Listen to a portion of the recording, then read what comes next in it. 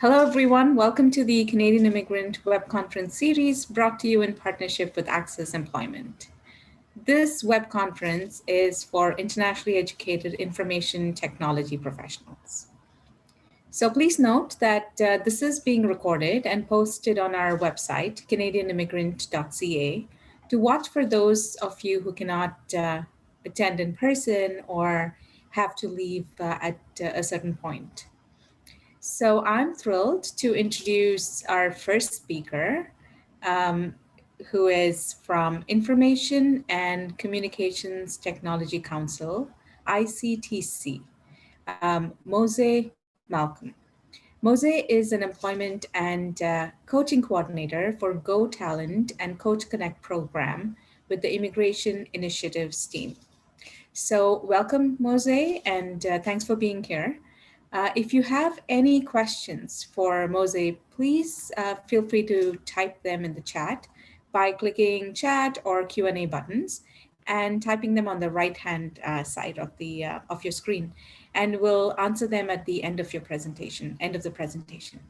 You can also email us at info@canadianimmigrant.ca.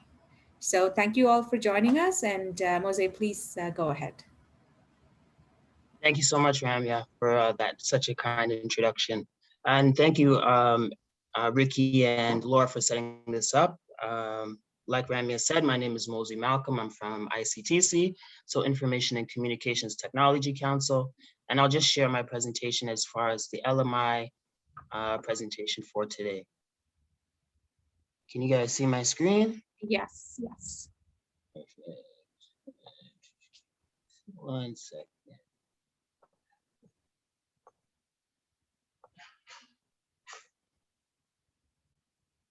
Everyone's good to see my screen? Yeah. Perfect. So once again, my name is Mosey Malcolm. I'm from ICTC, and we're going to get started about the labor market information, okay, for the digital economy in Canada. So a little bit about ICTC. ICTC, we are a non-for-profit national center for expertise for the digital economy. We're an independent and neutral policy advisor to business and governments across Canada. We are a trusted source for evidence-based policy advice, forward-looking research, and creative capacity building. Building programs with a team of over 90 qualified professionals across Canada. So we're definitely a medium-sized company growing into a larger company.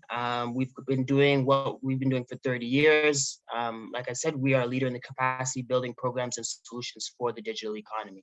And as a whole, we are a very creative and responsive team. So on the right side of the slide, you can just see some things that we might have been featured in, like Ottawa Business Journal, and some other highlights that we've been associated with. So ICTC has 5 ways how we foster, just give me 1 second.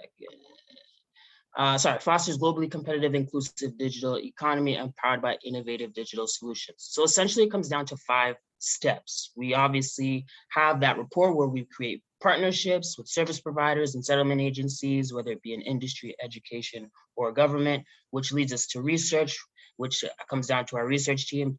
Shout outs to our research team who give us this opportunity to create all the data for us, like people on the talent side, like myself, who are able to do these presentations about labor market information, technology, and economics, things of that nature. With that information, it enables us to run a lot of different talent programs. So the talent programs that we have, the one that I specifically work for is Go Talent, which is a part of the Immigration Initiatives program. We have our ITP, we have Will Digital, and we also have Cyber Titan, which are different talent programs that we specialize in at ICTC. With that being said, it produces our policy advice. So that's the evidence that we actually have, concrete, that we can use, that which correlates directly into our online portals, which is like our online tools like eTalent Canada and our HR portal, and also our very new and improved, obviously filtered AI, which we have been using for some time, and also our eTalent job board, where it's our job board specifically only for IT positions. Okay. So approximately 90% of jobs in Canada require some level of technology. So you got to think that's a huge amount. Maybe 9 out of 10 jobs are going to require some level of technology. It might not have to be the most profound or the most complex, but you will need some sort of basic knowledge. So understanding that puts you in a better situation as far as these are the steps that I need to take, or these are the steps, or these are the skills that I need to know to actually be successful in the ICT market. So the Canadian digital economy employs approximately 1.4 million people, which is a lot of people considering how much the digital economy is growing. Okay, and there's 305,000 digital workers will be in demand across all Canadian industries by 2023. Okay, so obviously the employment is ramping up, even still with COVID. The numbers are still going to be continued to climb because we're going to be talking a lot more about remote work and gig work, which is something that we could talk about a little bit later into the presentation. So ICT sectors is a key pillar of Canada's economy. So the ICT sector itself contributes a lot, not only to the Canada's economy in itself, but more specifically the digital economy.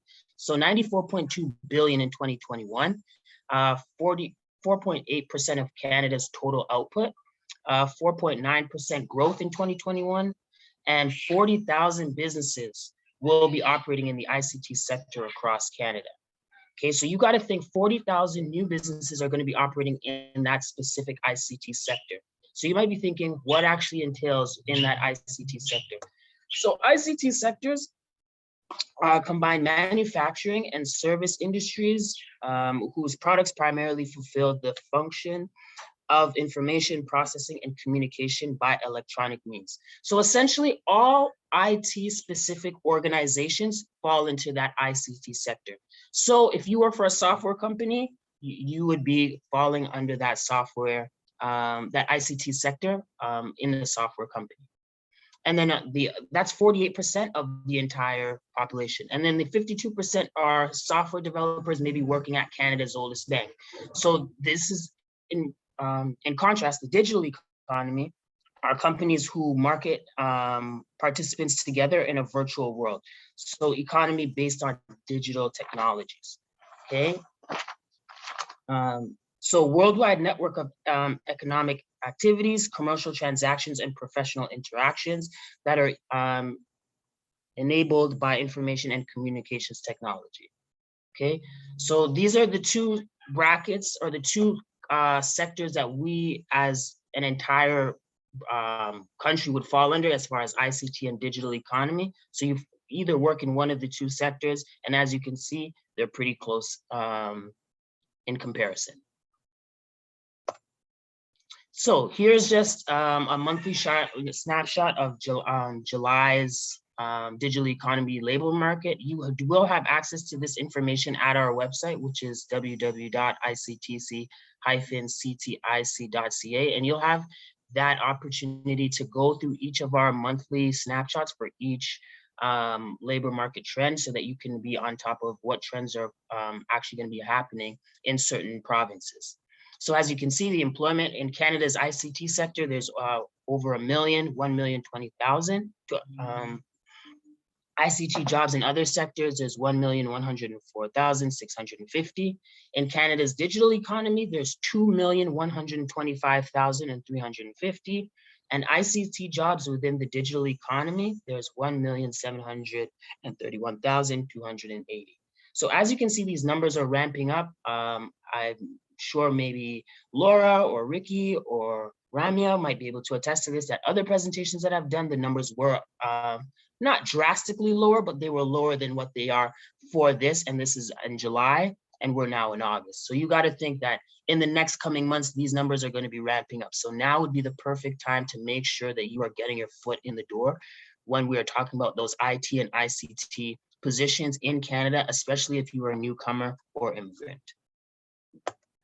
So national and ICT sector unemployment rates. So this is also of July 2021. So when you think of Canada's whole employment rate, it's 7.5%. But in contrast, when you think of the amount of people who are unemployed in the IT sector, it's only 2%. So that's a 5% difference, which is a huge difference when you think about it. Unemployment rate for women, Canada, there's 7.8% of women who are unemployed, but in the ICT sector, there's only 2% of women who are unemployed. And for youth, there's 14.6 youth in total who are unemployed, but only 2.5% are actually unemployed in the ICT field. And the same for immigrants, which might apply to all of us here. Canada has 9.2% of its immigrants who are unemployed, but only 2.6 of those immigrants are actually unemployed in the ICT sector. So those numbers are very good when, by and large, when you're looking at the entire population of Canada in comparison to other sectors and for other career choices. So the supply of digitally skilled talent in Canada, there is now, specifically due to COVID, there has been a more of a ramp up, a lot more of a career shift that I see specifically in my role as the employment and coaching coordinator, with me dealing with clients and dealing with employers on a day-to-day basis. I do see the ramping need and the increase of having certain skills in the ICT world. So 480,000 women right now are employed in the ICT industry. 163,000 youth are employed in the ICT industry, and 681,000 immigrants have jobs in the ICT field, which is absolutely amazing when you think about the hardship that a lot of immigrants have to come through when actually speaking about coming here, moving their families here, and now trying to start a new life for themselves. Over 500,000 people are employed in the ICT industry as immigrants. And as I go on through this presentation, you'll see how these numbers directly correlate not only to our digital economy, but also to supporting our immigrants when they are migrating to Canada. So here's just a provincial share of the digital economy employment. So by and large, I'm not sure, most people would not be surprised that 45%, almost half of the percent of the digital economy employment is based in Ontario. With Toronto, obviously, where a lot of tech companies are happening, a lot of tech companies' home bases are here in Toronto. So it is not too much surprise that Ontario is the #1 when it comes to that IT or ICT hub. So that's definitely something that you could think about when you're migrating to Canada as far as where your location would be. Second would be Quebec. Obviously, due to population, not much of a surprise as well. French-speaking province over there. And obviously, with that being said, they do have those tech companies who also offer their services in French and English. So that's also a benefit as well. Third, we have British Columbia, with 13% occupying their provincial share of the entire digital economy. And fourth is Alberta. So those are your top 4 when you're talking about, those are maybe your top 4 populated or digital economy employment places where you know that these specific numbers are happening. So it's Ontario, Quebec, British Columbia, and Alberta. Obviously, as your other provinces and territories, obviously due to their population, they might not have as much access to the digital economy or access to certain streams of employment as much as a place like Ontario or Quebec. So just bear that in mind when you are thinking about when you are going to be traveling to Canada.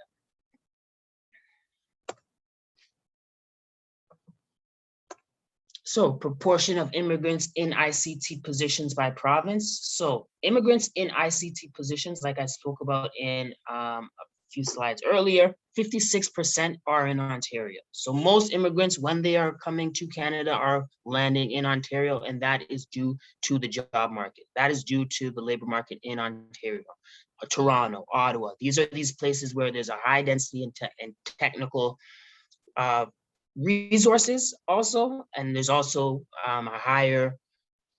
there's more people. So it gives you more opportunity to actually find some sort of employment. Quebec and British Columbia are very close as far as the immigrants who have positions who work in there. Alberta is in 4th again with 7%, and then Manitoba, Saskatchewan, Nova Scotia. Those latter 5 are actually lower. Obviously, like I said before, they might not have those specific resources. And also something that I will point out for proportion of immigrants in ICT positions is that a lot of immigrants, when they come to Canada, are provincial nominees. So they might not necessarily have that option to move or relocate to somewhere else. So wherever they have been placed or wherever they have been, where they reside in is kind of where they're going to have to be up until they can up their status to move from a provincial nominee so that they have the opportunity to relocate to other places like these tech hubs like Ontario and Quebec, to actually fulfill a better chance of getting employment. So here's Canada's growth currency. It's a digital talent outlook on, like I said before, here's our website. If you click on our website, we have access to tons and tons of research. Like I said, our research team is amazing. They work day in, day out, collecting data from different settlement agencies and different providers, just gathering data as far as knowing what the trends are so that we can actually know exactly where things are heading and where we can forecast in the future. So employment outlook, this is as of 2018 to 2023, so a 5-year plan. If you could just take a look at maybe where we are right now based in 2021, we're probably anywhere from over 2 million, okay? Which is amazing thinking about, looking at the trajectory of where it is, it's only going to get higher as the years progress. Because like I said, with COVID, a lot of remote opportunities are presenting themselves. So a lot of employers might not necessarily need you to come in the office anymore, and they can hire you remotely. And that's giving more opportunities for more people to get hired. It's also giving a lot of more people the opportunity to make that career shift. Maybe they've been working in a career, and due to the pandemic, that certain career has become obsolete. Now, a lot of these people are coming to me now, specifically at ICTC, asking, hey, what are some things that I can do as far as getting into this IT or ICT industry? Because I know that this is the way of the world now, and the way of technology is booming. So, these are the things that I'm getting in my emails every day. And my rule of thumb is just to make sure that when you're entering the IT industry, you make sure that you know all of your programming languages, you have all of the educational background, so that when you put yourself in those interviews or in those career changes, you give yourself the best opportunity to maximize your success. Here I have employment in the digital economy, so old versus the new forecast. So like I said, once again, if you look at where we are right now in 2021, based on 2023, the trajectory is rising. The rise of technology is on us right now, and I can't reinforce that enough, that it's going to continue to rise for the next coming years.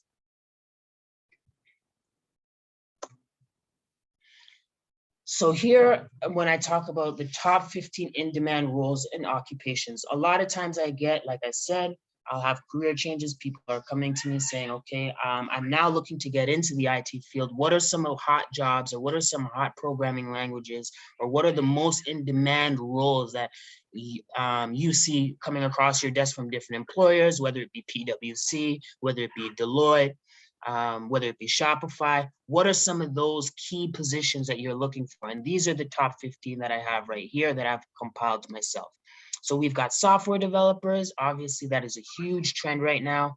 Anything to do with software is huge.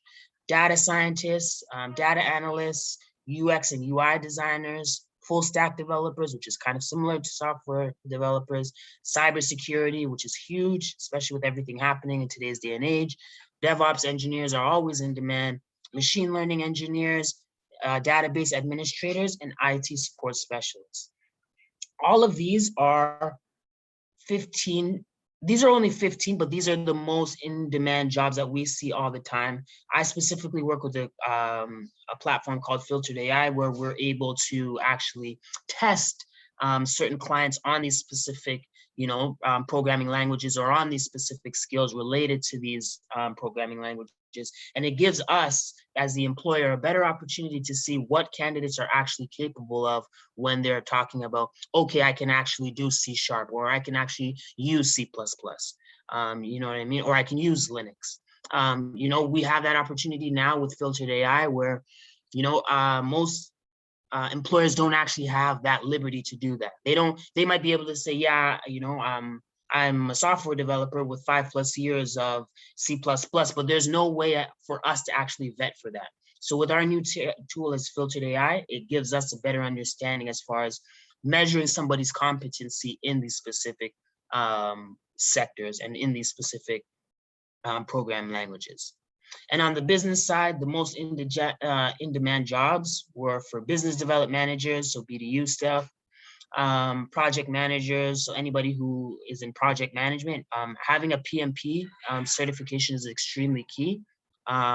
Business analysts, digital marketers, and researchers are all the top 5 for the most in-demand jobs on the business side. Okay. So July 2021, again, highest number of jobs this month. So 9,400 software engineers and designers. Okay, that is huge, especially when you think about only for a month. Okay, 8,500 professional occupations in advertising, marketing, and public relations. So it's definitely increasing, like I said, countless times. The employment level in ICT professions increased by 161,000. So that's 10% year over year. So if you were to actually look at it from last year to 2020, maybe when the pandemic first happened until now, it's a constant increase of 10%. So 10% each year is huge when you think about the digital economy market as a whole. If 10% are only coming in the ICT sector alone, that is absolutely amazing. And that is all the more reason for a lot of you to get involved in the IT and ICT sector.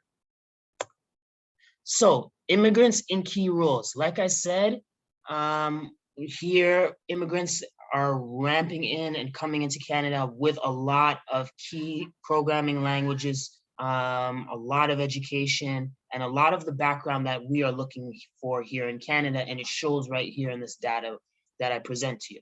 So business development managers, 69% of them are born in Canada, but 31% of them were born outside of Canada who have migrated here and are now working as business development managers. As you can see, it drastically changes when you get into more complex roles, like software development. I feel like a lot of people would not know that 75% of the software developers in Canada are immigrants. And that's 3/4. That's a lot of opportunity for immigrants to be successful in Canada. Okay, another example right here, information systems analyst is almost 50-50. 52% are actually born in Canada with 48% born outside in Canada. So all of this information is just to shed light on that there is so many opportunities for employment in Canada in the IT and ICT sector.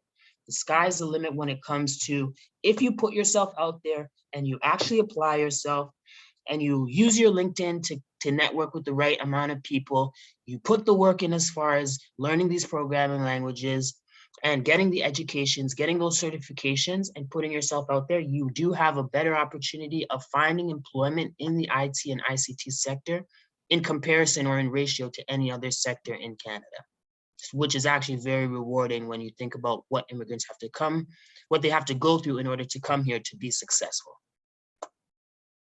So with that being said, you might think, what are some of the top occupations across the Canadian digital economy? I kind of touched on it before, but we've got software developers, data scientists, DevOps engineers, IT support specialists, cybersecurity analysts, digital marketing, the list goes on. Project managers, machine learning engineers, researchers. There's so many different positions that fall under that ICT and IT umbrella that the opportunities are endless. You can really, really get ahead and you can really, really solidify some really good positions and high paying positions by securing a position in an IT field. Okay, so when we talk about changing the nature of employment and drivers that will shape our digital economy. So growing automation, Growing automation is a recent report identified that automation driven by technologies like AI and robotics can lead to more than 350 million workers globally needing to acquire new skills by 2030. So 2030 is roughly 8 years from now. And within that time, 350 million workers will be needed in that growing automation sector. Okay, there's a need for a workforce that is agile and adaptable is essential. Okay, this means that not only understanding which jobs will set demand by taking the necessary steps to gain the skills needed for those roles. Okay, now when we're talking about non-traditional education and work, developments like remote work or the rise of gig work. So gig work is essentially a person who works temporary jobs, typically in the service sector as an independent contractor. So maybe like Uber Eats would be an example of someone who works in that gig sector or in that gig work. However, more and more are looking to alternative methods like short duration training boot camps and even massive open online courses to obtain the education needed for the future. Okay. And then when we talk about broadening of the digital chain value, the growing emergence of smart cities, for example, will bring to the forefront questions related to governance, infrastructure, mobility needs, environmental considerations, and many more. And then when we talk about the demographic shifts, our society is aging. The 2016 census found that for the first time ever, seniors, which are 65 and over, made up a bigger portion of the Canadian population than youth, which is age 14 and under. While some seniors are choosing to take on part-time work during their retirement, an aging population means that many who are currently working age will be exiting the workforce themselves. So in the next number of years, So this means attracting more students into STEM and other increasingly critical study areas like business, psychology, and marketing, among others. And then when we talk about the diversity dividend, beyond diversity, we must also ensure that our future is inclusive, accessible, and diverse at all levels. The recent census highlighted that Indigenous population growth is 4 times that of non-Indigenous in Canada. So there, for every one non-Indigenous person you see, there's 4 Indigenous people. However, at a national level, fewer than 2% of Indigenous people were employed in top tech roles. Okay, so still a little bit of a diversity issue, but we're trying, and Canada's trying to look past and overlook certain things in that aspect. Although only a snapshot of one province is Alberta is 17% of the population identified as having a disability, with many expressing challenges finding work in general, let alone high growth areas like tech. Okay. So that's just a little bit more about changing automation, non-traditional educational and work, broadening the digital value chain, and demographic shifts and the diversity dividend. Okay. So I just want to take this time out right now to say thank you. That does conclude my presentation. If you want to find us, we are on Twitter at ICTC_CTIC. You can always come and see us on YouTube at the Digital Economy Pulse, where you'll always be able to see different trends and things of that nature. You can also follow us on LinkedIn at Information and Communications Technology Council, or ICTC. And myself, my contact information is listed at the bottom. You can follow me on LinkedIn at Mosey Malcolm, and my email is m.malcolm@ictc-ctic.ca. So if you guys have any questions, now would be the time, and I will stop sharing my screen. Thank you guys all for paying attention and allowing me to speak to you guys today. Mosey, thank you so much for that excellent presentation and those powerful statistics. Very, very encouraging for all of us, really. So there are a few questions. I think we have time to take a couple. We'll see.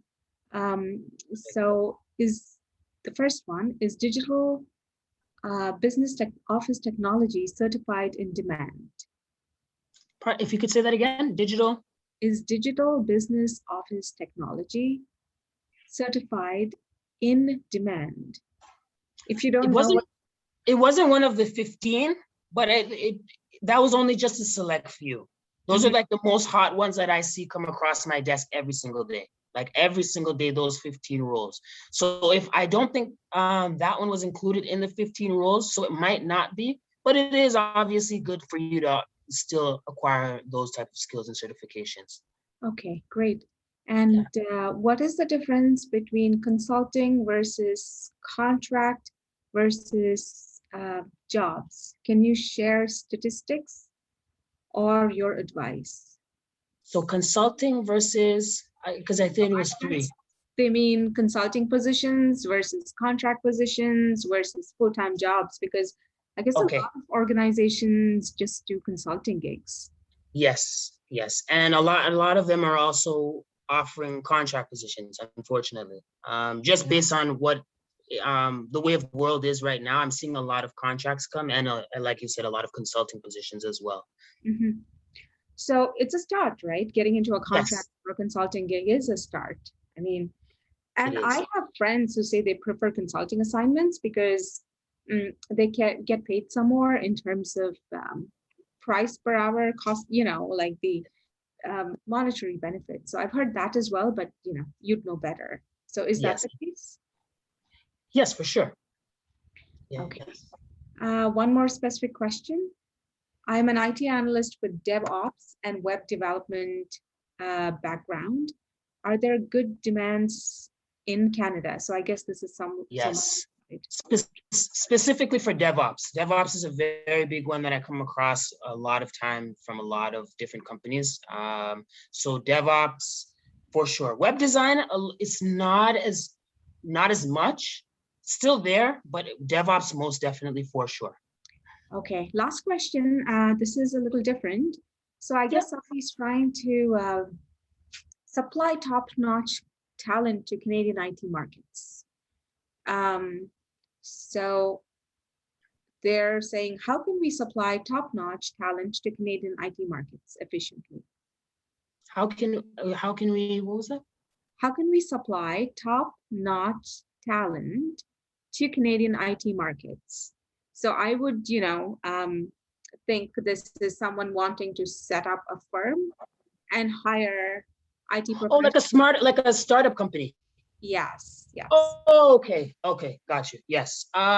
Startup companies are, I'm just speaking from Toronto. There's so many different startup companies here that they have that liberty to do that because of the population here. So, they have a little room for trial and error. But I feel like a lot of startup companies might start and then they might see how competitive it is. And then it becomes a little bit, they kind of forget about it and then try to apply to these big corporations like PwC or Deloitte or Shopify or IBM. So it depends.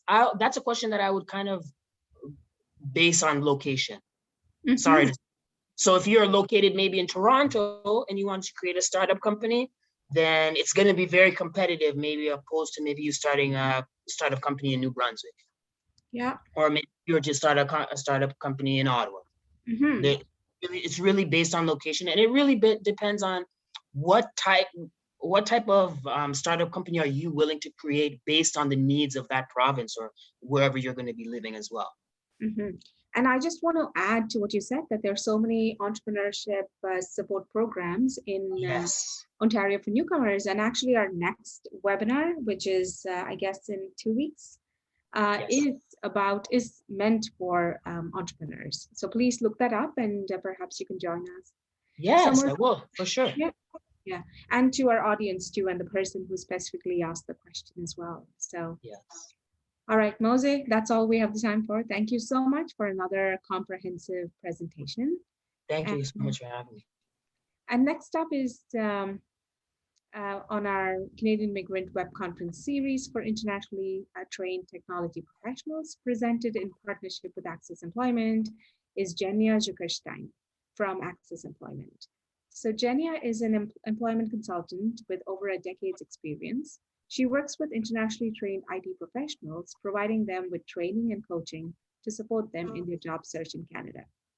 So Genia, welcome. Um, if you have any questions for Genia, please feel free to type them in the chat once again, a chat or the Q&A button, and typing them on the right-hand side, and we'll answer them after the presentation. You can also email us at info@canadianimmigrant.ca. So Genia, we're thrilled to have you here. Please go ahead. Thank you for this opportunity. And I want to say that after Mose, it will be much easier, for me to present, because he already really gave, I think, a very good snapshot of the current trends and what's happening in the market. So I think that people who are planning to arrive to Canada, or who are now in Canada, but they're exploring, the IT market, they have a very good understanding of, what kind of things they have to look into in order to be successful in either entering the IT sector, or channeling their careers. So I'm going to talk about three things. So I will give a quick overview of Access Employment Services in general. I will talk about IT Connections program that I represent here today with Access Employment, and then I will just touch a little bit on the importance of soft skills in the IT sector.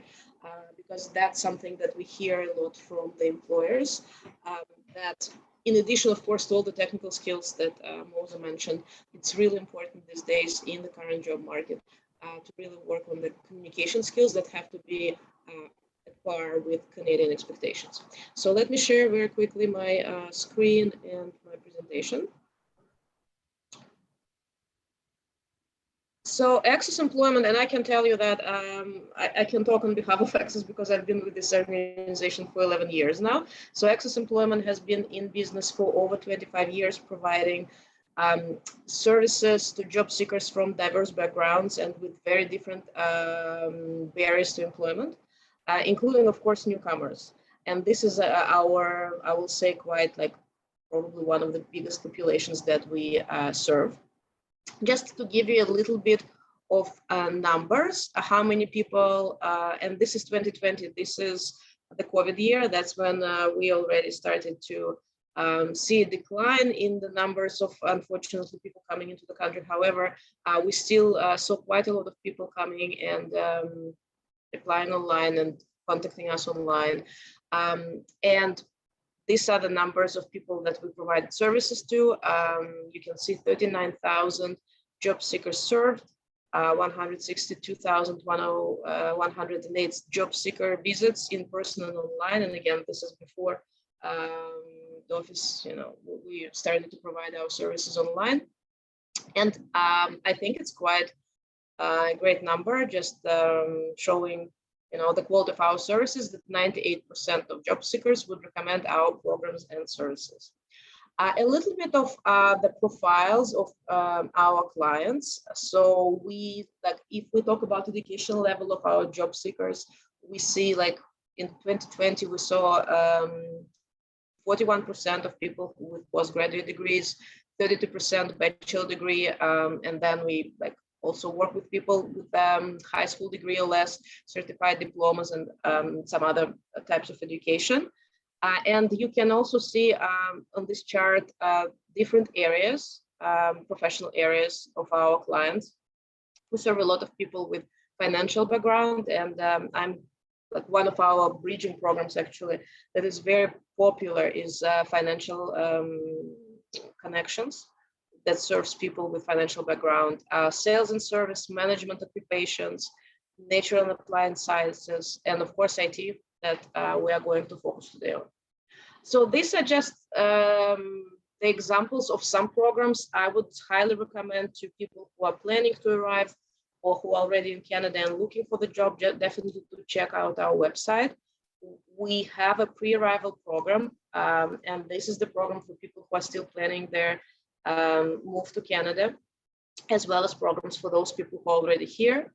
One of our very popular programs, in addition to bridging programs for newcomers, will be mentoring support, where newcomers are matched with people, with professionals in their own field, and are able to receive advice and encouragement from people a lot of them have also kind of immigrant background, and they really can give advice on how, using their own experience, on how to overcome a lot of challenges and barriers that newcomers are facing. So let me tell you now about the IT Connections program. As I said, I've been working with Access for 11 years, and that's 11 years ago we started this program. It's one of the most successful programs of Access, in my opinion, of course, because I really feel that we are doing a great job with this program. And I can tell you that within this 11 years, we served 1,400 professionals, IT professionals, and this is for 2020 again. This program offers a variety of sector-specific components, and it's 5 weeks program where major components will be job search and business communication. So job search is facilitated, like I'm the facilitator for the program. We also have a job developer who works directly with employers, who invite employers for different kind of networking events, and she also organizes recruitment events. And then the second part of the program is business communication that is facilitated by Ryerson University, by the coach from Ryerson University. We also have, as part of this 5 weeks, we have a so-called experiential learning component, where you, like those people who join the program, they work with Canadian employers, and they actually get their first short-term project from Canadian employer, Canadian experience. And during these 5 weeks, you prepare your presentation where you are going to solve the problem that employer will be giving you. So by the end of these 5 weeks, you actually have on your resume a short-term Canadian experience, which is, of course, very important these days when you are applying for the jobs, to show that you already have exposure to Canadian market. You have understanding how to communicate with the client, especially if you are looking for any positions where you will have to be in a client-faced role. So the other component of this program is a Scaled Agile certification exam preparation. Those of you who have experience working in Agile environment, you probably heard about the certifications, and those of you who have this experience, you understand the importance of really getting more and more training in this methodology, because in Canada, more and more companies and corporations really moving into working with this methodology. So let me show you. I think that's one of the very powerful graphs, because I know myself, I came to Canada 23 years ago, and I know that a lot of newcomers, they're facing this kind of fear that they won't be able to get a job in their own field, that they will have to start from maybe jobs outside of their sector. So I can tell you that 80% of our graduates, people who joined this program and completed it, 80% of them got jobs in their field without any Canadian experience.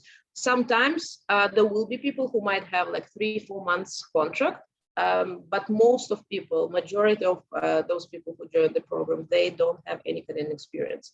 Those 20% who are still job searching, most of the time, I would say, need to upgrade their technical skills, because very often we see that people who arrive to Canada, they might have, they might be lacking some of the skills that are required here, or it can be at different level. They might be lacking certain tools in their role that will be required here and is not required back home. So what I would suggest, especially for people who still, planning to arrive, do the market research, try to look at websites like Indeed, for example, Monster, and try to look for as many job descriptions as you can in your field, and to analyze what the requirements are, and see if there are any gaps there, if you identify any discrepancies, some skills that you still need to maybe improve, upgrade, make sure that you do it before you arrive to Canada, so you will be ready really to apply for the jobs right away. For those people who you already arrived here, if they're here joining us today, that's also, I think, is very important. Remember to make sure that your technical skills are up to date, that your certifications are up to date, because these things matter. The market, there is definitely great demand However, like there are a lot of people with great experience, so you'll be competing with a lot of highly experienced people. So make sure that you are competitive in the current market. This is just an idea of the graduate profiles.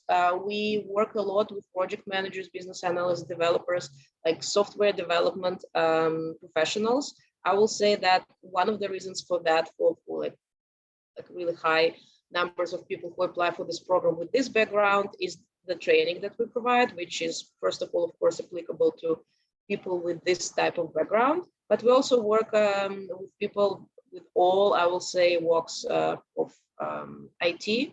We see big increase in clients with big data experience, as well as these new roles in agile environment.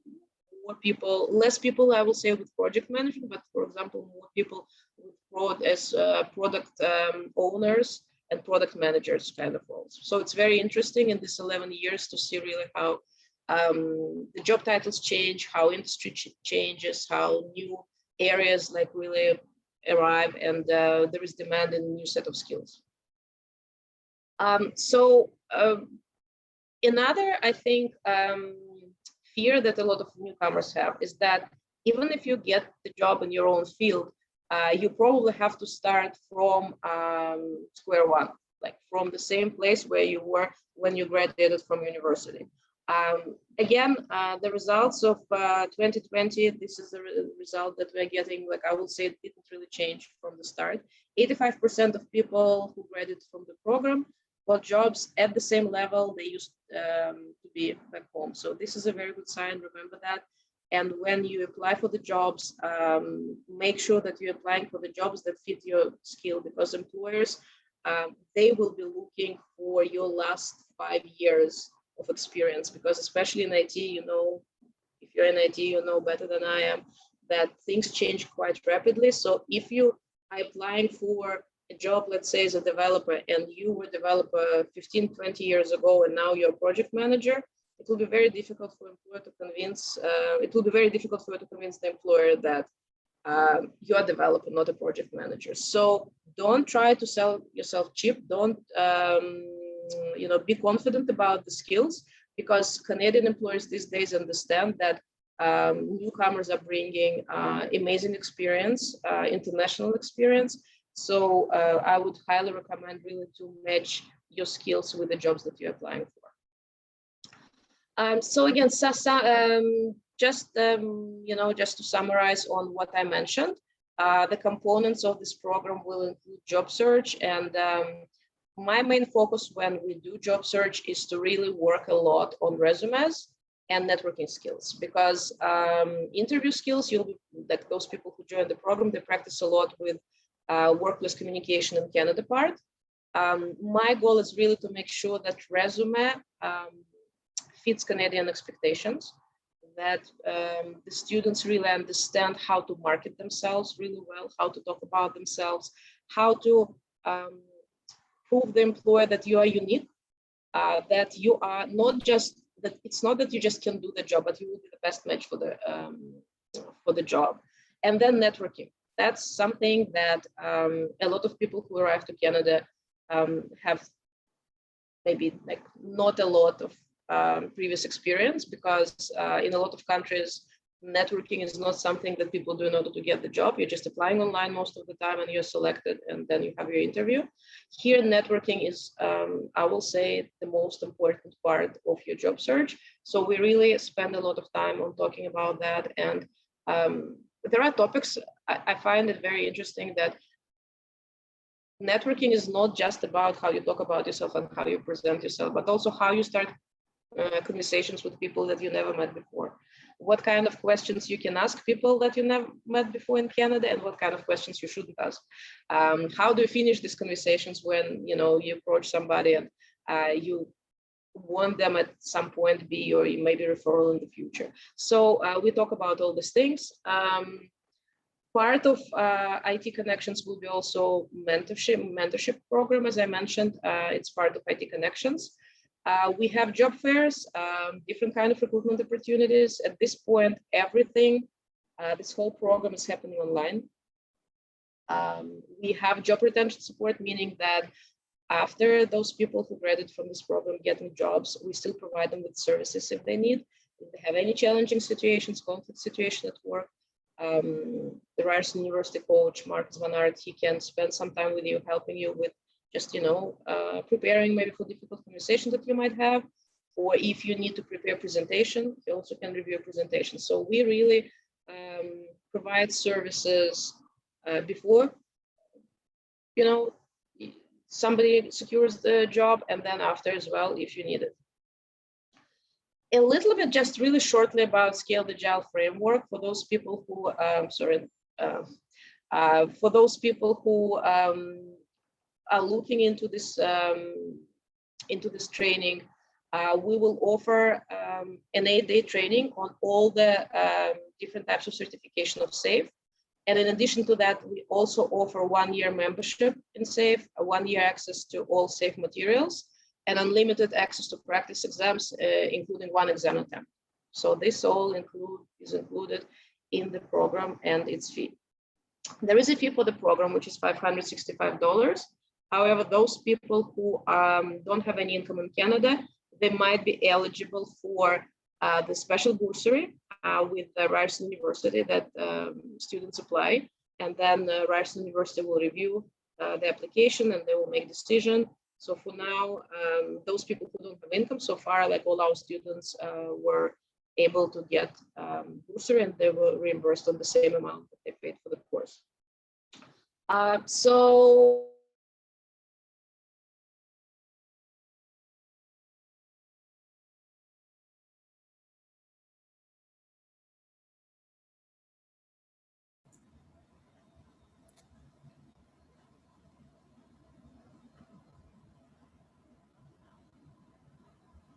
is, of course, the most important thing. They are looking for specific applications or platforms. They are looking for experience with the specific business processes to which ICT is a technical solution, and essential communications and team working skills. And these communication skills and team skills, I will say these days, they're becoming really one of the most important topics of all conversations we have with employers. Especially, I will say, since COVID started, all employers say that soft skills play a really important part in making sure that the employees that they hire, who won't be able to have regular onboarding, when you go to the office, you meet people, and these people are around you, during the office hours, and you can ask questions and you feel part of the team all the time. Most of our clients who started their first jobs in Canada during COVID, they all work from home, which means that all the pre-boarding, onboarding is happening from home, and managers don't really, and the team also don't have so many opportunities to provide support. So one, of course, the most important thing that employers are looking right now is for those people who can show that they can take initiative, that they can work independently, that they're resilient, that they adapt to quick changes fast, that they're creative, that they have very strong decision-making skills. So if they have to make decisions and the manager is not there, and you're on your own in front of the computer, that you will be able to do it fast. And active listening is another really important skill that employers are looking for. If you're client-facing, I will say that it's one of the most important skills, especially if you work in the Agile framework, where one of the most important goal is to deliver the product that is really something that the client is looking for. And that's when you really need to be very, good listener, and to ask a lot of questions to understand what actually is really happening. So I will say that when you are job searching, if you would be job searching in Canada, if you are currently job searching, make sure that on your resume, you really emphasize not only your technical skills, because that's what happens very often when I look at IT resumes, when people first come to our program. They really build their resume around their technical skills. They don't talk a lot about their soft skills, about their communication skills, and that's what employers are looking for. And as well as when you talk about your accomplishments, about results of your work, also talk about this, not only technical outcomes, technical results, but also things that you did for the companies, things that you did for your team, like more at the level of, being able to communicate, being able to resolve some conflict situation maybe. So really show your personality, because it really matters. Well, this was my presentation. And if there are any questions, I'll be more than happy to answer them. Thank you so much, Enya. Yeah, we have a few questions come in and we should have the time. So the first question is, once again, I want to say a very positive statistics. So everyone here obviously will leave with some very good information and about the positive potential. I want to say potential in the field. Sorry about that. So the first question, what language or framework is most relevant in IT jobs? Programming language? I guess. Well, I will say that it all depends on, there are so many different paths. I will say, of course, if you go look at the job descriptions, you will see Java is always one of the most popular ones. But there are so many other languages now, especially with big data introduction. So it all depends on the field that you want to get into. C++. So again, it all depends which part of development, what type of industry also you want to get in. I will say that the best way to understand each different, I will say, like what kind of languages each maybe different in IT industry will need, is to do a lot of labor market research, to look at the job descriptions, to understand which language belongs to, like what type of jobs you can do with different languages. And the labor market information is all available online on the Government of Canada website, right?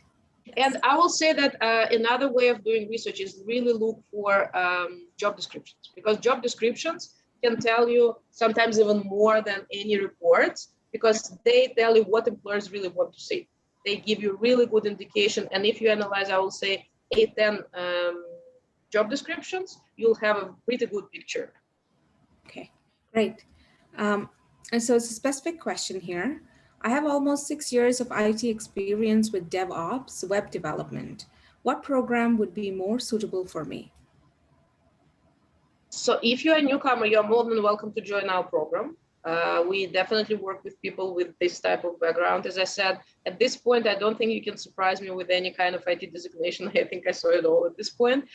So you are more than welcome to contact us. You can visit our website, Access Employment, and to connect with us through our system, that we have for each program. Or I can actually, maybe I will write here my email. You are more than welcome to email me, and I'll be happy to respond to your inquiries. Great, thank you so much for that. Any suggestions? Next question. Any suggestions you can give me if I'm looking to change my career path into the IT sector? Again, you see, IT is such a big, huge industry, and there are so many different pockets, so many different things to do there. Like, so I think first of all, you have to decide what kind of environment you want to be. Do you want to work in, let's say, startups? This is like very different environment, and there are a lot of amazing startups in Toronto, for example. Or do you prefer to work, let's say, in financial sector? So you first of all have to understand what is it that you want to do, what kind of things,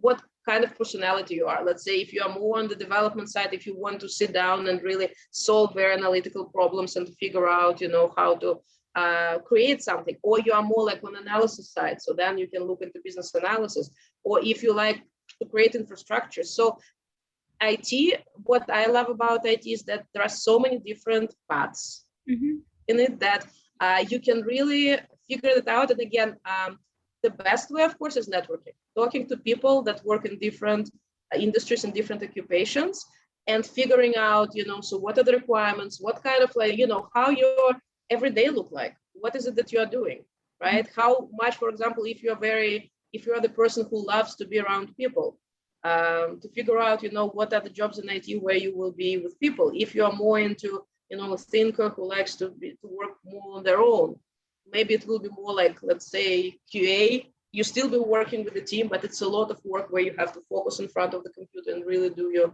very thorough job. So I think talking to people who work in the field, that's the best start for, especially if you're changing your career path to IT.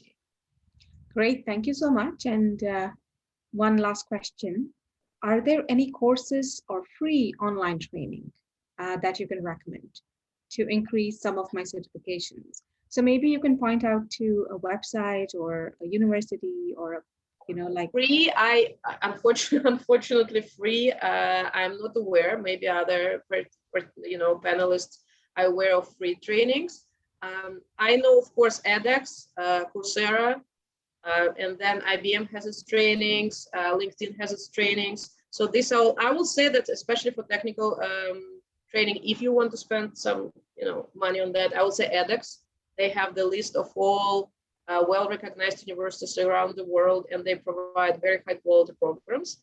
And Coursera and IBM. I will say that for technical, that would be like my personal first choices, but then there are a lot of other resources as well. Okay, great, because this is a question from someone who's trying to land in Canada without much luck and hoping to increase my certifications will help my resume. I think it's a great idea to start working on certifications pre-arrival, right? Yeah. Yeah. Oh, absolutely. Absolutely. That's if you can start doing that now before you arrive to Canada, it's a very smart idea. Yeah, great. So thank you so much, Jenya, and excellent presentation. And if there are any additional questions, we'll send them to you. Great. Sure. Yeah. So our third speaker, our final speaker for today is Monica Brennan from York University. Monica is the manager of internationally educated professionals for Bridging program at York University. If any questions for Monica, please type them once again in chat or the Q&A, and we'll answer them after the presentation. You can also email us at info@canadianimmigrant.ca. So Monica, we're thrilled to have you. Please go ahead. Thank you. Thanks very much. And what a wonderful webinar. It's been really great to hear the other speakers, and really I feel it gives a very good context for everyone in terms of understanding the environment to which you will be landing. I'm going to talk specifically about the program that we offer at York University. We offer a bridging program. We offer them in business and IT, but I'll try and focus my presentation really on the IT foundation and bridging programs. So our department has run bridging programs for over 11 years at York University, focused specifically on supporting newcomers to be able to connect with credit courses at York University, as well as be able to get supports as they try and settle and look for work in Canada. We've supported over 900 people through our program, and we offer two main programs now. We offer a certificate program, which I'll talk a bit about, and we also offer a shorter program, which just began last year, which is called our Foundation program. And both of them have a stream specifically for IT professionals, and I'll talk a bit about what's included in those. We're based in the university, and I think one of the unique things about our program is that it is a university-based program, so people are able to take university credit courses and be able to produce a university transcript from their engagement in our program. Our program is based in the Faculty of Liberal Arts and Professional Studies at York University, and that's where our School of Information Technology is based as well. As you can see, it's quite a large university in itself, and the faculty itself has, over 22,000 students. It has 11 different faculties, and it's the third largest university in Canada. And York University is very diverse. We have a very diverse student body. And as well as that, we have a lot of mature students who also study at the university. So you won't be alone as a mature professional coming back to school.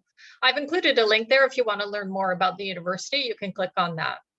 So our certificate program is part of a number of programs, and Jenya has talked about what they do at Access Employment, which are Ontario Bridge training programs. I've included the link to the Ontario Bridge training page here, because as well as our program being listed there, there also are other programs available to you in other parts of Ontario that might interest you. And these are just strictly some programs that are funded through the Ontario government. There are many other bridge programs that are funded through other funding streams, such as federal funding. But really, most bridge training programs really focus on that question of how can we help newcomers assess their skills on arriving and look for that fit within the labor market, and then try and find what they need to help bridge that gap for them that might be affecting their ability to be as successful as possible in the labor market. And so our goal is to support people to increase their success in the labor market. Our programs at York, and similar to some of what the other speakers have talked about, really focus on the one area that's very important to employers and that they've told us is, while you might have the technical skills, we still need you to have the interpersonal skills and the communication skills, the soft skills. And so we try and focus on the soft skills. We try and focus on orienting people to the Canadian workplace environment, alongside an opportunity to develop your professional skills in your professional area, either by growing that skill set by developing new skills, or just developing a greater understanding of the Canadian context of those skills here in Canada. Many immigrants come and settle very successfully in Canada. It is a process of change, and there can be hurdles that you face on arriving in Canada. And of course, one very obvious one, the speakers talked about, a lot of people are hired through what we call the hidden job market. And having an effective network is really important in you being able to effectively find out about employment that's available. But also having an effective network is really important for you in terms of being able to find out about what are the right opportunities for your skill set, what are the right companies that suit you. And of course, arriving in a new country, you've left behind a lot of your professional network. So that's one big hurdle that people face. And bridge programs, as well as trying to address some of those qualification issues you face, we try and focus on things like developing your social capital and network, and helping you gain local knowledge and skills. So at York, we run two programs. One of them is a short program called our foundation program, and the other is a longer program called our certificate program. I'm going to explain both of them briefly to you. So the foundation program is a new program that we started last year, and that was to give people an opportunity who didn't want to do a longer program, but did want to get some orientation to the Canadian market, to grow their communication skills, and have an opportunity perhaps to take a course in their professional field. So this program is a short program. You do essentially 5 months if you just want to do 2 courses. If you want to take a third course, you'll extend to a second term and do 9 months. The courses are university credit courses. They will go on an academic transcript for you. This program has been designed as to give you a taster and a focus on your Canadian workplace skills. The language supports that you receive, 2 foundation courses that you take that are IEP specific. We've waived those fees through the program for people so that they're able to enter the university in a no-fee environment for their first term and get language and career support that they need without facing that financial challenge. Then if people decide that they want to go on and take an optional additional course, then they are subject to paying fees, but the fees for our students are domestic fees on par with other people in the university. And we do provide some scholarships available to students to assist them. And I'll speak a little later, but there also are a lot of opportunities for people to access what you would call immigrant loan programs. And there's information on them on our website where people can get low-cost loans to support their education. This is a high-level overview of the program. You would start the program in August, do 1 month in what we call an orientation and language support program. You would then take 2 courses that are specifically designed exclusively for internationally educated professionals. One of them focuses on your communication competencies in the workplace environment, and the other focuses for IT professionals on Java object-oriented programming. And then if you choose, you can go on and take an additional IT course in our iTech department in the January term. Alongside all of that, we continue to provide you with networking and other career supports.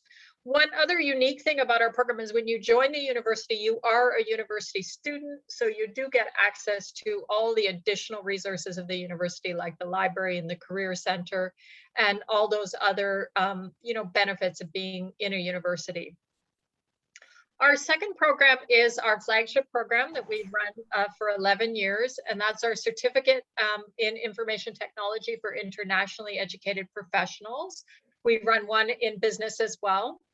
That program runs 4 academic terms because you're taking 8 courses part-time. So I should have mentioned in the other program and this program, we've designed our programs to be part-time so that people who want to do our programs can gain employment and yet continue to study if they're hoping, to improve their employability over time.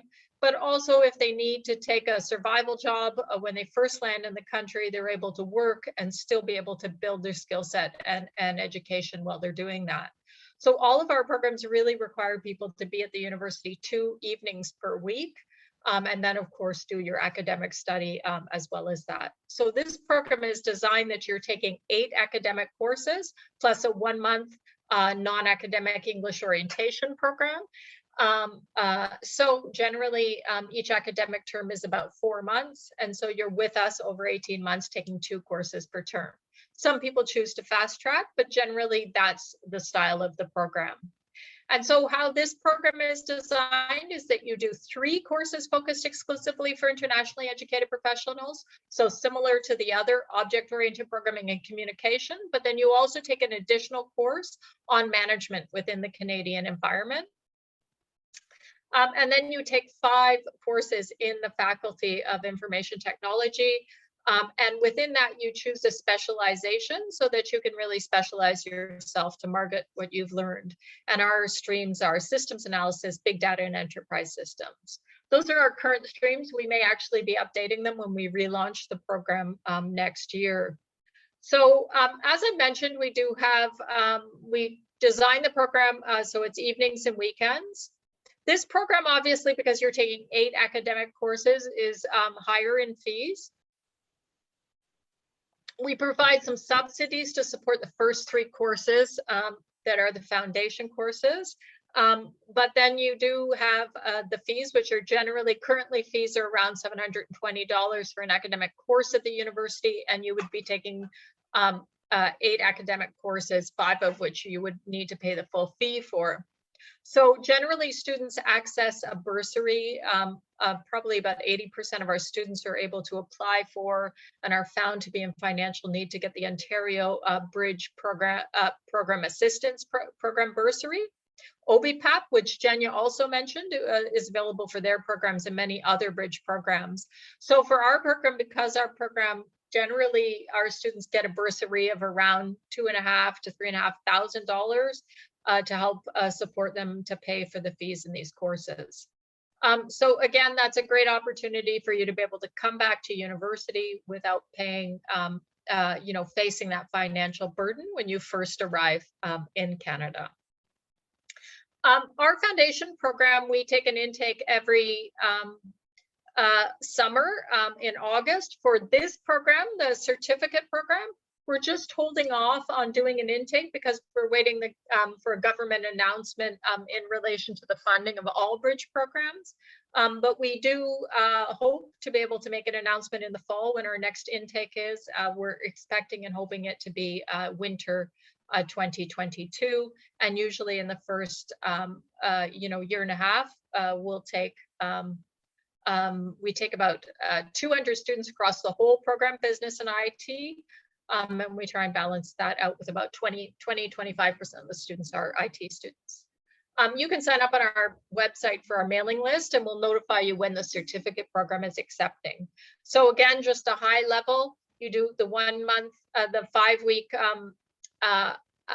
non-academic course.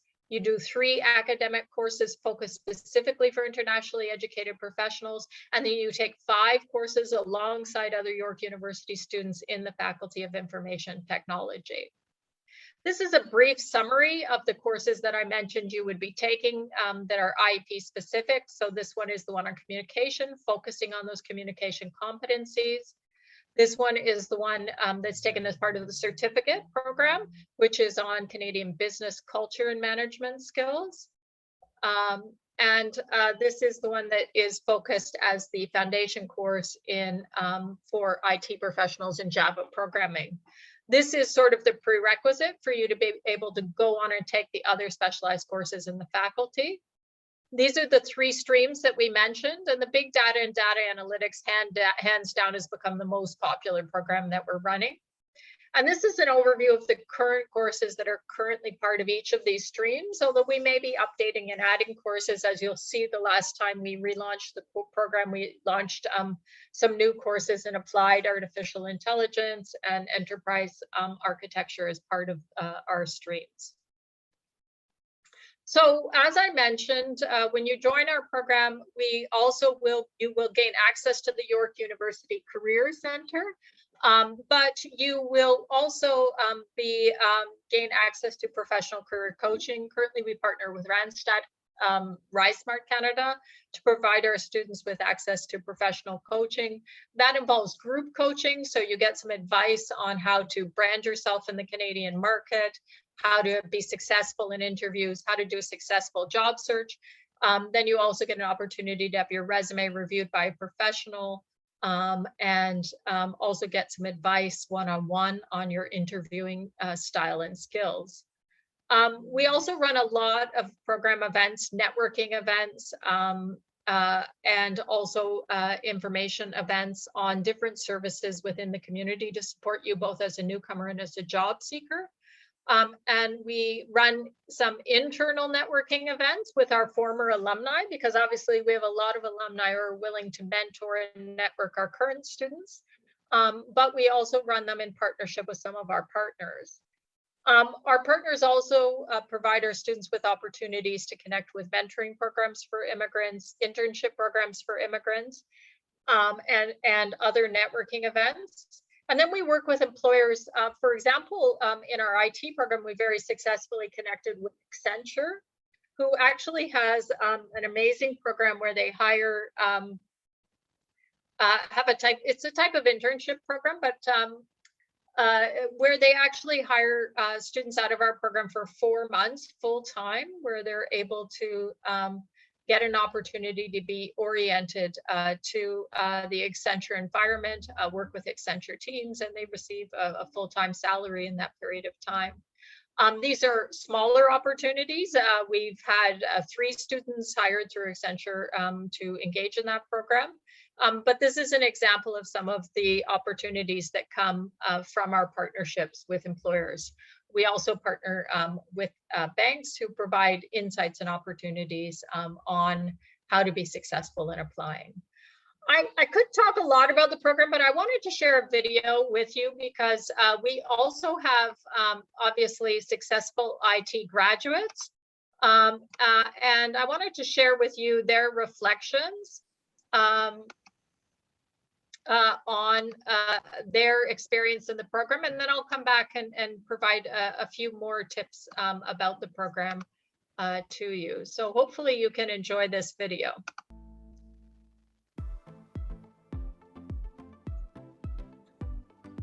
I came from Ethiopia, and I was working as a IT department head in government organization. And I started as a developer when I initially graduated from university, and I worked up to the department head. And when I came to Canada, I have to start all over again. And so it was a pretty tough journey, and I managed to do it successfully. I started looking for a job as soon as I got all papers done. And first I have to look at what is the requirement to work in the industry and what qualification they need. I feel that I had all those technical skills, but it's difficult to get a call back after you apply because something is missing. Then I started searching for programs that I can go to so that I can get some skills that are required here. And I started searching for a bridging program. The program helped me to network with people who are in similar situation like me. So in Ethiopia, the difference is like we're more social and extroverted. People talk about you, you don't talk about yourself and promote yourself, market yourself. And in Canada, you have to promote yourself. Like to find a job, you have to promote yourself. You have to say, I can do this, I am capable of doing this, and tell people that what you can do. So program actually was a two-way program. It had a great content on the soft skills and which was pretty much handled by the foundation courses. At the same time, there was a good chunk of the technical matter in the program, which was almost like 5 courses in the program was heavily based on that. I was an engineer, but I was not trained in computer science. So some of these courses were very fundamental in nature. And they covered pretty much all the gamut in software engineering, right from the back-end database programming to the front-end UI design. So overall, both aspects actually gave me a lot of knowledge and basically gave me a lot of insights to both sides of the things, which is actually needed for a good job. And most of the jobs here in Toronto are very focused on financial side of the things.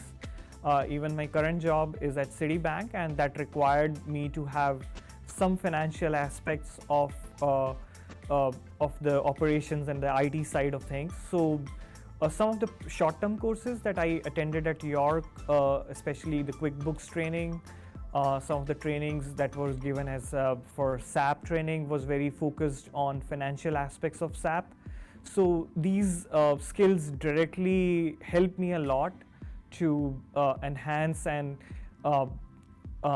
my career and skills in the finance side of the things, where I was often asked questions in the interviews too. And I'm glad that with those courses at my back and credentials supporting it really helped me a lot in conquering those interview discussions. Our program helped since very beginning. Labeling the program's name in my LinkedIn actually helped and attracted a lot of potential employers to my profile. That was the biggest thing. Besides networking with the like-minded people helped me a lot in fitting into the role which is apt to my skills and my profession.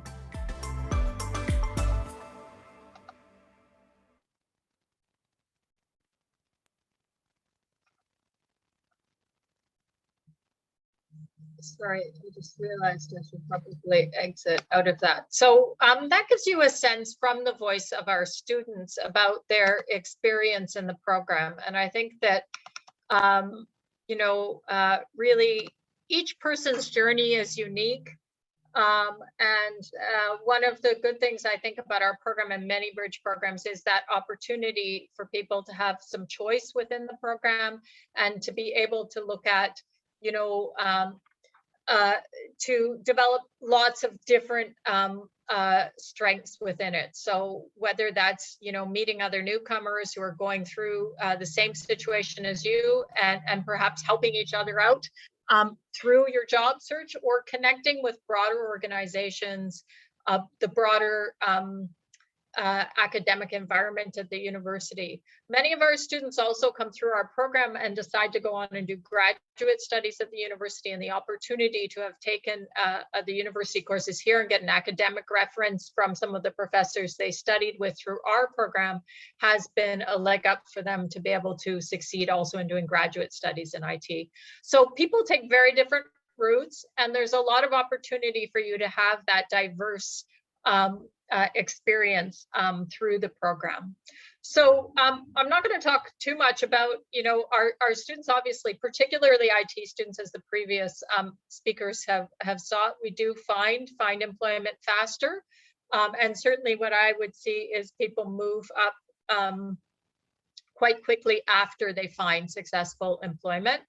I've included on the information here a link to our success stories, and so you can look at it. But our students are very diverse. They've gotten jobs in banks, they've gotten jobs in startups, they've gotten jobs in the public sector. So there really is, as an IT professional, lots of different opportunities for you.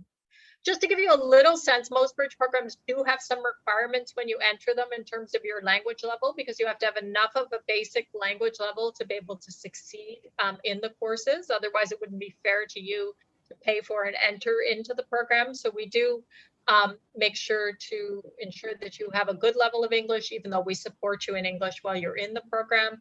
And this is a sense of some of the things that you're required. So you are required to be in Canada when you apply to our program. You are required to have a status.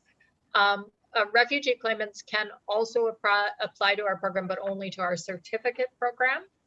And you also need to already have an undergraduate university degree to come into our program, because even though you're taking undergraduate university courses, they're the higher level courses in the last year or two of the programs.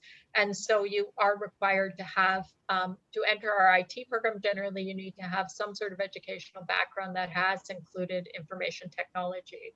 You also need to think about what program is right for you. And that you have the time to devote to really make it successful. And as our other speakers have talked about, many people, it's the time that they put into developing those additional skills that may also help them navigate the job market more successfully. I thought of a few things that might help you if you're preparing to come to Canada to think about. Make sure if you're coming, perhaps get some extra sealed envelopes and transcripts from your university. It'll make it easier for you if you're applying to academic institutions here to have those degrees and transcripts, and also information about the courses that you took. You can also find out about credential assessors here, and the importance of having your credential assessed to a Canadian equivalent, both to help employers understand the value of your previous education, and also for you to communicate that to programs such as ourselves. And I also included a link to the Canadian language benchmark test. When you arrive in Canada, you're able to take that test for free. But this is a link to a free online component of it that gives you a sense of what sort of score you might get in it, because generally we're looking for CLB 7 or 8. So as I mentioned before, you can go to our website and there's more information there about the financial supports for people who are entering our programs. And you can also find out about information on future students. I really recommend you join our mailing list, because then we'll notify you every time when we do a new intake into the program. And we host information sessions to really give people some good information on how to apply. Again, there's other videos if you want to watch them. So here is our contact details. Feel free to reach out to us. We're IEP, standing for International Educated Professional, at yorku.ca. Feel free to send us an email or connect through our website to us. Good luck to all of you. I think there's great opportunity for IT professionals in Canada, and I'm sure your journey will be successful. Monica, thank you very much for that excellent presentation. Lots of great information. And yes, I feel the same way, that our culture is very different. We have to get ourselves out there, and we all need to be better at that. So the first question is about the sealed envelopes. with the transcripts? How long are they valid for? Oh, that's a good question. Usually, as long as you have a sealed envelope from the academic institution, I believe it would still be considered valid. Credential assessments sometimes have to be redone, but usually people, if they have a sealed envelope from the academic institution, it should be fine. Okay, great. Usually for our program, we allow people to apply to our programs with copies of transcripts and degrees, but ultimately you will need that official transcript. So having it with you just saves you all the hassle of ordering it. That's amazing. Okay. And do you have any recruitment fairs or job fairs coming up? So when you're a student in our program, you get to access all the university job fairs that we have. And so the university usually has 2 to 3 job fairs a year. And they also have a fair for volunteer fairs. We don't run employment services for people outside of our program.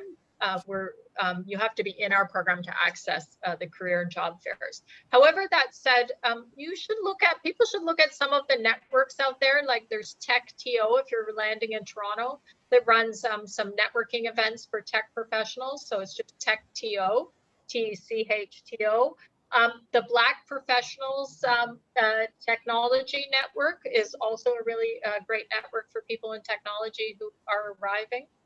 So you might also look at job fairs and connections to employers that are available through some of those tech networks. Great, thank you very much. And I want to add that at Canadian Immigrant, we do a virtual fair every couple of times a year since COVID started.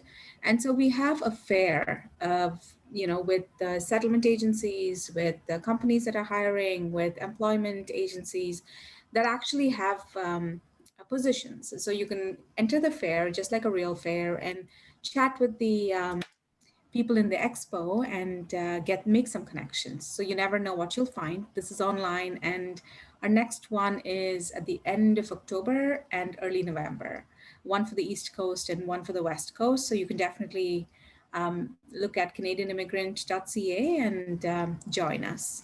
So we have one more. Actually, I think you answered this. Could someone that is planning to move to Canada enroll in your program? I believe you said no. You do have to be in Canada to do our program. If you're about to land, we do sometimes allow people to apply if you anticipate that you'll be landing by the time the program runs. Okay. So if you think that's going to happen, then you can go ahead and apply. Otherwise, you should wait. You do have to have, you can't apply as an international student. Our program is you have to have permanent residency, refugee status, or be here on a temporary work permit. Great. Thank you so much, Monica, for that comprehensive presentation and taking on the Q&A. So we're going to wrap up now and say thank you to everyone for attending this web conference presented in partnership with Access Employment. And special thanks to our presenters, Mose, Jenya, and Monica for joining us today and sharing your skills, expertise, and advice with everyone. So if you missed anything, this web conference is being posted on our website for you to rewatch. And if you have any questions, you can email us at info@canadianimmigrant.ca. Or, our speakers today have shared their email addresses so you can write to them directly.